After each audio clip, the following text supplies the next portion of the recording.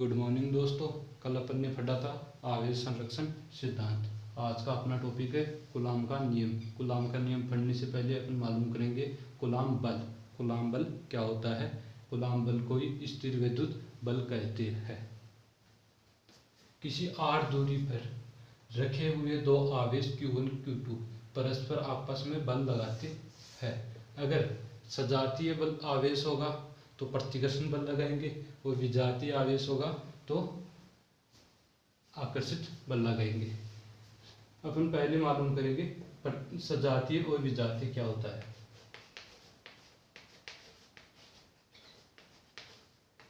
सजातीय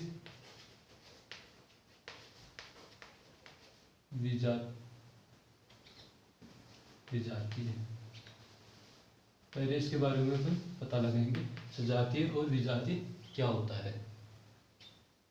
सेम आवेश लगाना या धन आवेश या ऋण आवेश वो तो होता है सजातीय, और विजातीय डिफरेंट अलग अलग आवेश लगाना किसी वस्तु पे तो वो विजातीय होता है। तो अपन ने मालूम किया कि सजातीय और विजातीय क्या होता है कि सेम किसी वस्तु पे सेम बल लगाना सजातीय होता है, विजातीय होता है डिफरेंट अलग अलग बल लगाना।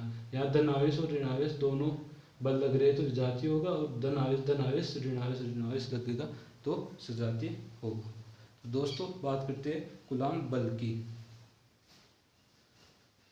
किसी स्थिर दो आवेशों के मध्य लगने वाला बल स्थिर विद्युत बल या कूलाम बल कहलाता है। क्या? किसी दो आवेशों के मध्य या स्थिर आवेशों के मध्य लगने वाला बल कूलाम बल कहलाता है। ठीक है दोस्तों। और उसी कूलाम बल के परिणाम कितना होगा यह ज्ञात करना ही कूलाम का नियम कहलाता है। दोस्तों आपने पढ़ा होगा 11th क्लास में पढ़ा होगा, आपने एक अध्याय पढ़ा होगा गुरुत्वाकर्षण बल। पहले वो ही कूलाम बल होता है। देखो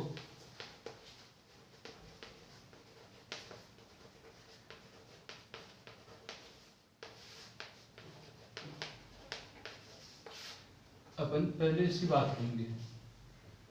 ठीक है दोस्तों, 11th क्लास में पढ़ा होगा आपने दो द्रव्यमान होते हैं इसमें M1 M2 किसी r दूरी पे रखे हुए हैं। ठीक है दोस्तों, दो द्रव्यमान होते हैं M1 M2 किसी r दूरी पे रखे हुए हैं। इस पे फोर्स लगेगा आवेशों के मध्य, द्रव्यमानों के मध्य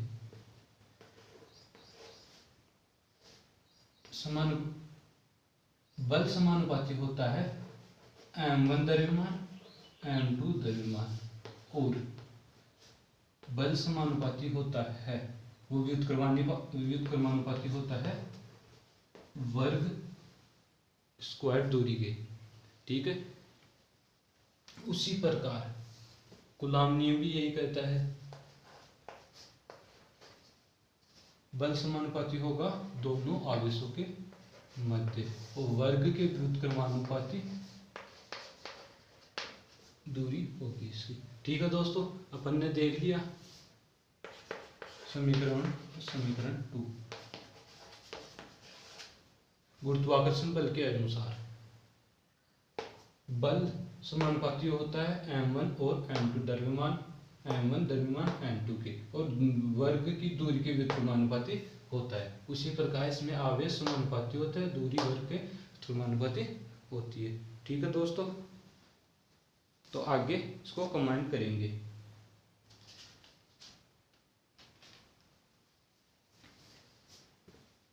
पहले देखो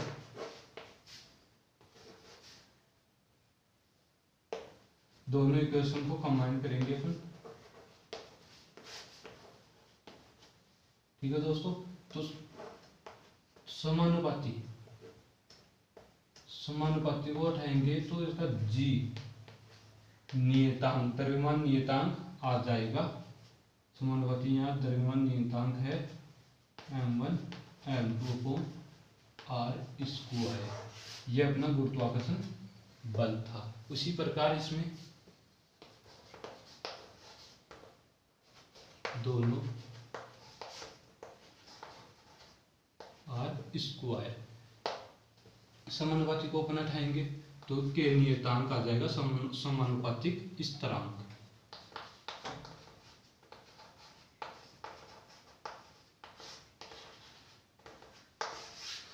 ये ही कूलॉम का नियम है। ठीक है दोस्तों, अभी अपन के की बात करेंगे, के क्या होता है। ठीक है, के यहाँ लिख देता हूँ, के इक्वल टू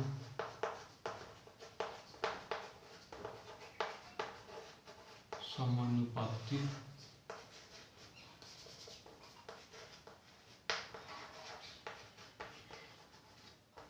स्थिरांक। ठीक है दोस्तों, के समानुपातिक स्थिरांक है। अभी के की बात करेंगे, इससे पहले अपन स्टेटमेंट देखेंगे। कूलॉम के नियम के अनुसार दो स्थिर आवेशों के मध्य लगने वाली दूरी या विद्युत बल, मध्य लगने वाले विद्युत बल आवेशों के गुणनफल के समानुपाती तथा दूरी के वर्ग के व्युत्क्रमानुपाती होता है। ये अपन ने देख लिया, आवेशों के वर्ग के समानुपाती तथा दूरी के वर्ग के व्युत्क्रमानुपाती होता है। एवं दोनों आवेशों को मिलाने वाली रेखा के अनुदिश कार्यरत है। आवेशों के मध्य मिलाने वाली रेखा के अनुदिश दोनों स्थिर आवेश कार्यरत है। ठीक है दोस्तों, ये ही कूलॉम का नियम है। अब अपन बात करेंगे के की, कि के क्या होता है। ठीक है दोस्तों, के का मान ज्ञात करेंगे अपन निर्वात में और माध्यम में। ठीक है दोस्तों, अब अपन के की बात करेंगे, के समानुपातिक स्थिरांक क्या होता है। के हमेशा दो बातों पर निर्भर करता है। पहली बात मात्रक पद्धति पर,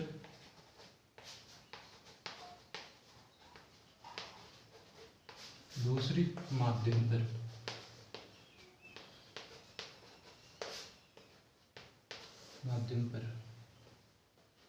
ठीक है दोस्तों, के हमेशा दो बातों पर निर्भर करता है, मात्रक पद्धति और माध्यम पर। तो अपन सबसे पहले पता लगाएंगे मात्रक पद्धति, कि मात्रक पद्धति के का मात्रक क्या होता है। तो ऐसा ही मात्रक, पहले ऐसा ही मात्रक,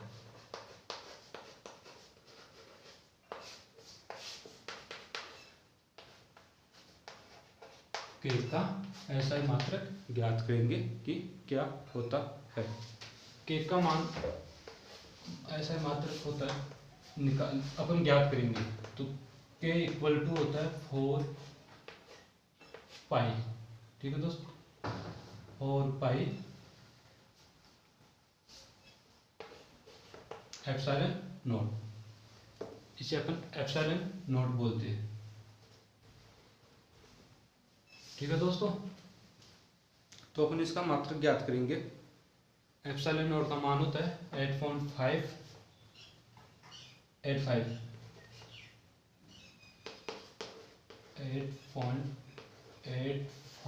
मल्टीप्लाई 10⁻⁻12। ठीक है दोस्तों,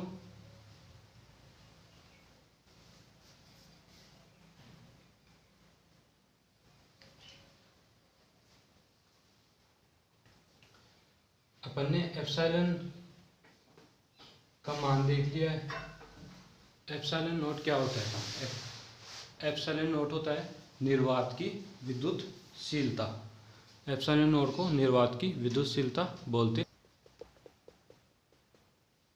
ठीक है दोस्तों, तो अपन इसकी वैल्यू यहाँ रख के पाई की वैल्यू रख देंगे 3.141 और एप्सिलॉन नॉट की वैल्यू रख देंगे, तो के का मान आ जाएगा अपने पास 9 × 10⁹। ठीक है दोस्तों, अपन देखेंगे कूलॉम का नियम देखा था अपन ने, F equal to Q1 Q2 के Q1 Q2 upon R square, ये देखा था अपन ने। तो इसी से K equal to F R square upon Q1 Q2। ठीक है दोस्तों, तो अपन K का मात्रक निकालेंगे। K का मात्रक ज्ञात करेंगे। F का मात्रक होता है न्यूटन। इंटू आर, दूरी का अर्थ होता है मीटर स्क्वायर और आवेशों का होता है कूलाम। ठीक है दोस्तों, ये इसका मात्रक हो गया है कूलाम स्क्वायर।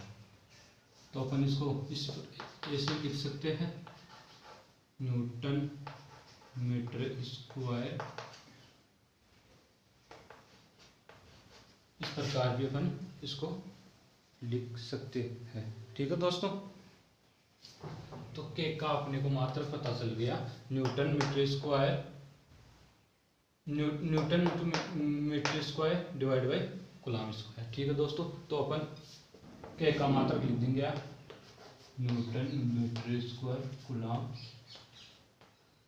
स्क्वायर। ठीक है दोस्तों, अपन इसी प्रकार एप्सिलॉन नोट का मात्रक ज्ञात करेंगे।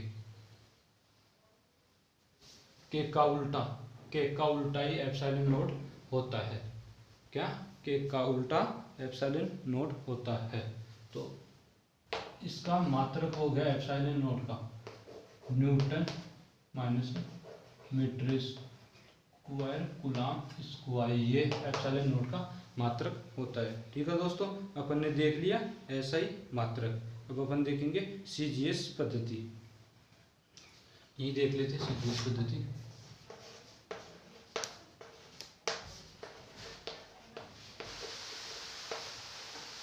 सीजीएस पद्धति क्या होती है? सीजीएस पद्धति होती है, अपन ने देखा के का मात्रक newton into metre square divide by coulomb square. Newton को अपन डायन में चेंज कर देंगे, मल्टीप्लाई में मीटर को सेंटीमीटर स्क्वायर में, और कूलाम को अपन स्टेट कूलाम में, स्टेट कूलाम। ये अपना सीजीएस पद्धति होती है। के का मात्रक अपन ने देख लिया। अपन देखेंगे के की माध्यम पर निर्भरता। अपने मात्रक पद्धति देख लिए, अब माध्यम पद्धति देखेंगे कि के की माध्यम पद्धति क्या होती है। दोस्तों, अब अपन देखेंगे के की माध्यम पर निर्भरता। अपन ने देखा निर्वात में, एफ निर्वात में देखा अपन ने के Q1 Q2 upon R square. निर्वात में अपन के का मान अपन ने रखा 4 5 epsilon naught Q1 Q2 upon R square F निर्वात। ठीक है दोस्तों, समीकरण बन देती है। अब माध्यम की बात करते हैं। एफ माध्यम इसी प्रकार एफ माध्यम हो गया 1/4 5 एप्सिलॉन माध्यम Q1 Q2 upon R square. दोस्तों, अपन ने देख लिया निर्वात और माध्यम दोनों का के का फॉर्मूला देख लिया अपन ने। यहाँ एप्सिलॉन नोट होता है निर्वात में विद्युतशीलता,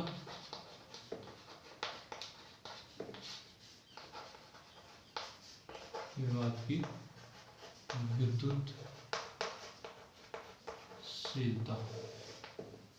वह एप्सिलॉन माध्यम हो गया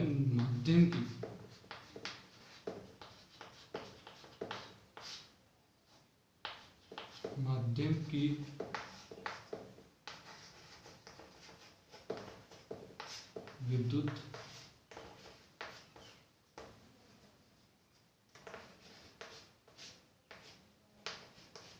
विद्युतशीलता।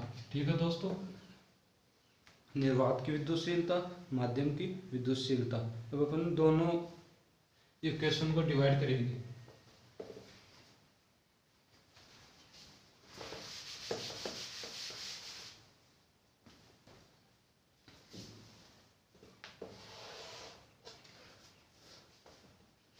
डिवाइड करेंगे इक्वेशन फर्स्ट इक्वेशन 2 को। एफ निर्वात डिवाइड बाई एफ माध्यम equal to 1/4 5 epsilon naught Q1 Q2 upon R square divide by 1/4 epsilon M यानी माध्यम Q1 Q2 upon R square. ठीक है दोस्तों, तो अपन को इससे क्या मिला, एप्सिलॉन माध्यम बटा एप्सिलॉन नॉट एफ निर्वात अपॉन एफ माध्यम। ठीक है दोस्तों, ये अपने को मिल गया। ठीक है, आपने पढ़ा होगा, क्या पढ़ा होगा, आपेक्षिक विद्युतशीलता।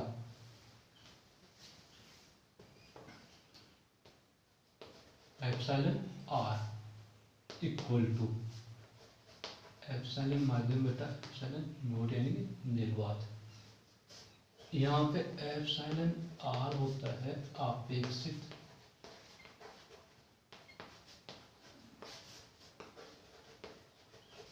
विद्युतशीलता। एप्सिलॉन आर को आपेक्षिक विद्युतशीलता कहते हैं। इसी को एप्सिलॉन आर कहते हैं। तो अपन को प्राप्त हुआ एफ निर्वात डिवाइड बाई एफ माध्यम इक्वल टू एप्सिलॉन आर। ये ही माध्यम होता है अपना निर्वात में और हवा में। तो अपने को एफ माध्यम ज्ञात करना था। एफ माध्यम इक्वल टू एफ निर्वात बटा एप्सिलॉन आर। ठीक है दोस्तों, अपने देख लिया कि दोनों मात्रक पद्धतियां देख ली, मात्रक पद्धति और माध्यम पद्धति के का अपने एसआई मात्रक सीजीएस मात्रक दोनों देख लिया था। और माध्यम पद्धति अपने देख ली कि निर्वात और एप्सिलॉन आपेक्षिक विद्युतशीलता दोनों अपने देख लिया। ठीक है दोस्तों, एप्सिलॉन आर को आपेक्षिक विद्युतशीलता कहते हैं, एप्सिलॉन नॉट को निर्वात विद्युतशीलता कहते हैं, एप्सिलॉन एम को माध्यम की विद्युतशीलता कहते हैं। ठीक है दोस्तों, इस प्रकार अपना कूलाम का नियम कंप्लीट हो गया है। कूलाम के नियम में अपन ने इसका स्टेटमेंट देख लिया, कूलाम बल देख लिया। स्थिर विद्युत बल को ही कूलाम बल कहते हैं। और कि दोनों दो स्थितियां देख ली, दो ही स्थिति होती है कि माध्यम स्थिति और मात्रक पद्धति दोनों अपन ने देख ली। के का मात्रक भी देख लिया, सीजीएस मात्रक और एसआई मात्रक। माध्यम पद्धति अपन ने देख ली। ठीक है दोस्तों, अपना कूलाम का टॉपिक कंप्लीट हो गया है। अब अपन नेक्स्ट टॉपिक पढ़ेंगे कूलाम का सदिश निरूपण। सदिश निरूपण कैसे करते हैं। ठीक है दोस्तों, कोई कुछ भी प्रॉब्लम हो कमेंट बॉक्स में आप पूछ सकते हो, आपको अगले दिन वो सॉल्यूशन बोर्ड पे करवा दिया जाएगा। ठीक है दोस्तों।